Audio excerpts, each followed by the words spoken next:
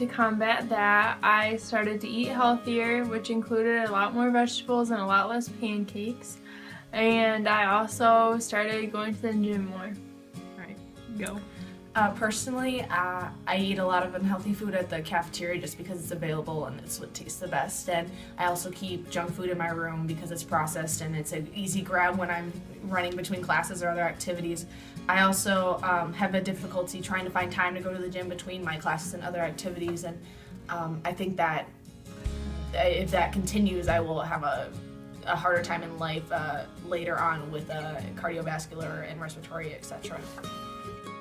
Obesity is a complex disorder involving an excessive amount of body fat. To be considered obese, one has a body mass index, or BMI, over 30, and to be considered overweight, a BMI over 25. BMI is a measure of fat based on one's height and weight. Obesity often results from taking in more calories than are burned by exercise and normal daily activities. Some factors that play a role in obesity include overeating, lack of sleep, lack of exercise, eating late at night, which is when your metabolism is slowed down, skipping meals, overconsumption of alcohol, eating unhealthy foods, and stress. These are especially relevant to college students because this is typically the first time they are on their own and are independent, making their own choices instead of having their parents make them for them. Poor nutritional skills and lack of information on healthy eating contribute to the rise in the number of college students who are either overweight or obese. A study of 738 college students aged from 18 to 27 were surveyed to assess overweight and obesity rates, dietary habits, and physical activity. They found overweight rates of 21.6% using the BMI definition of over 25 and under 30, and obesity rates of 4.9% using the BMI over 30 definition. More than 69% of students in the study reported on having less than 5 servings of fruits and vegetables per day, and reported physical activity on fewer than 3 days a week. In another study, they found that 3 in 10 college students were either overweight or obese. Race was also a factor in unhealthy habits that contribute to obesity. According to Northwestern University, researchers analyzed data gathered from more than 30,000 college students nationwide. Among the findings, white students had the highest rate of binge drinking at 37.5%, while Asian students had the highest rate of physical inactivity at 74.6%. African American students had the highest rate of inadequate fruit and vegetable consumption at 98.1%, while Native American students had the highest overweight and obesity rates at 51.4%. The cost of being obese results in a multitude of health issues, including but not limited to heart disease, stroke, cancer, including cancer of the ovaries, breast, colon, liver, pancreas, kidney, and prostate, breathing disorders, including sleep apnea, which is a potentially serious sleep disorder in which breathing repeatedly stops and starts, gallbladder disease, type 2 diabetes.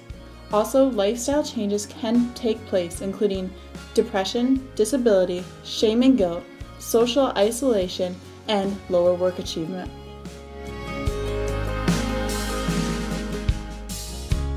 I think that college students gain weight sometimes because it's hard to balance your school schedule and your extracurriculars, which should include working out. When you have 6 exams to study for, it's hard to justify taking the 1 to 2 hours that you would spend at the gym every day. So I think that that's a big reason. And then also another reason is the meal plans.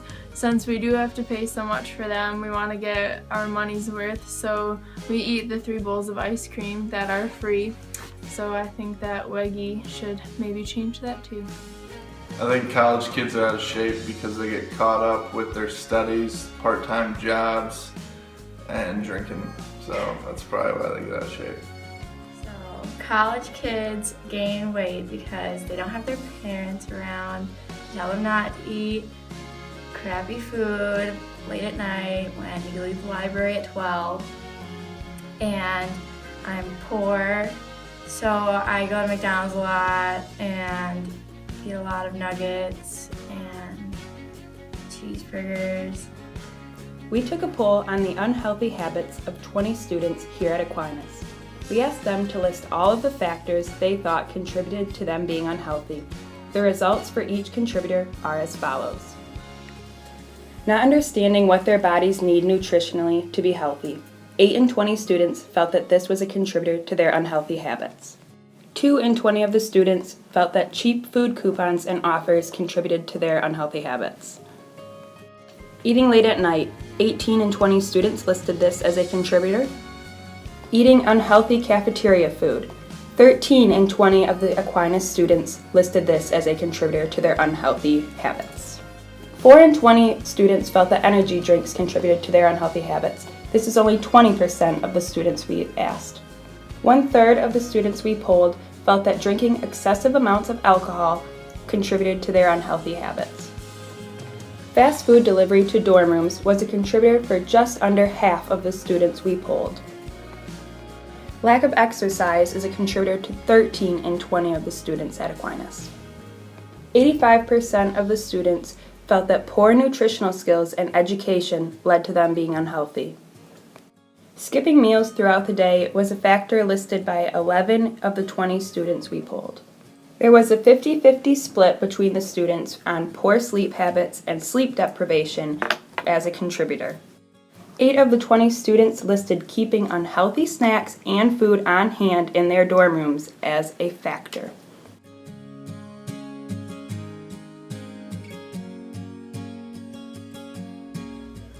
I stay healthy by exercising frequently, not just going to the gym, but also taking stairs whenever possible, parking farther away at stores so I have to walk more, simple things like that. And then I also track my food, so I track to make sure I'm getting enough healthy fats, carbs, and enough protein. On the other hand, to try to combat my unhealthiness, I really do walk a lot during the day. Most days I go out of my way just to take the long way home so I can get those extra steps in and try to burn more calories to really, differentiate from what I'm doing wrong. In addition, I try to watch, even if I eat unhealthy, I try to watch my portion control because that's a really easy way to just completely lose yourself.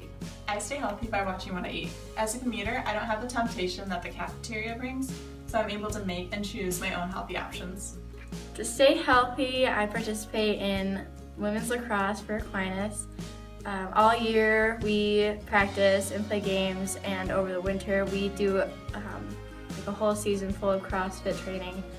And after starting lacrosse, I have figured out the importance of getting enough sleep and drinking enough water to stay hydrated and to be ready for the next day.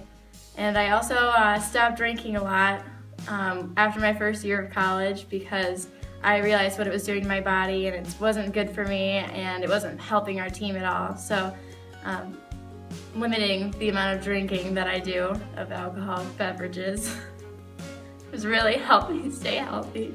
To stay in shape, I go running and I do hot yoga and I eat vegetables.